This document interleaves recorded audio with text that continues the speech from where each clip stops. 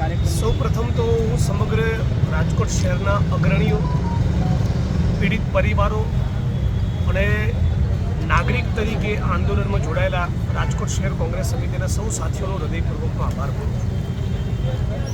રાજકોટની અંદર અગ્નિકાંડ જે બન્યો આપણે બધા જ કહી રહ્યા છીએ, એક માનવ સર્જિત હત્યાકાંડ છે. અને આ હત્યાકાંડ બાદ પણ રાજ્યની સરકારે પીડિત પરિવારો સાથે એક સંવાદ નહીં કર્યો કે તમારી શું માગણીઓ છે, તમને કેવા પ્રકારના ન્યાયની અપેક્ષા છે.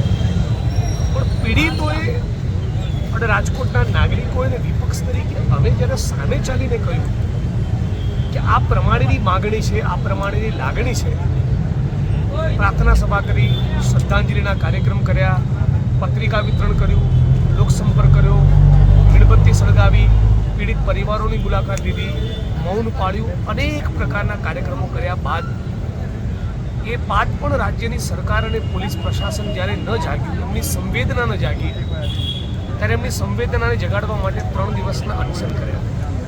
પણ હજી સુધી રાજ્યની સરકાર અને પોલીસ એટલી બધી નિષ્ઠુર, અસંવેદનશીલ, નફ્ફટ થઈ ચૂકી છે કે 3000 ડિગ્રીની આગમાં હોલવાયેલા માસૂમ ભૂલકાઓને પણ ન્યાય આપવા માગતા નથી. એટલે આજે અનશનનો કાર્યક્રમ પૂરો થયા બાદ અમે બધાએ સામૂહિક રીતે નક્કી કર્યું છે કે આ લડાઈને કોઈ પણ સંજોગોમાં છોડવાની નથી. કોંગ્રેસ પાર્ટી અને રાજકોટ શહેરના જે પણ નાગરિકો આમાં જોડાયા એ બધા જ લોકો કટિબદ્ધ છે કે આ લડાઈને એના આખરી અંજામ સુધી લઈ જવી છે. તો ફરી ક્યારેય રાજકોટ કે ગુજરાતમાં આવી ઘટના બનવી ના થાય. અને એ લડાઈના ભાગરૂપે એવું નક્કી કર્યું છે 15 તારીખે હવે આ કાર્યક્રમને વધુ આક્રમક અને વેગવંતો બનાવવા માટે રાજકોટ શહેરના પોલીસ કમિશનરની કચેરી બહાર અને ઉગ્ર દેખાવો કરીશું અને સરકાર પાસેથી જવાબ માંગીશું કે શા માટે પીડિત પરિવારોની અને અમારી માગણી મુજબ નોન કરપ્ટ પ્રમાણિક બાહોશ અધિકારીની બનેલી એસઆઈટી બનાવતા નથી, શા માટે તમે વધુ વળતર આપવા માંગતા નથી, શા માટે તમે બાહેધરી નથી આપતા કે ફરી રાજકોટ અને ગુજરાતમાં આવી કોઈ ઘટના નહીં બને અને આ કેસની ટ્રાયલ 1.5 વર્ષમાં પૂરી થશે.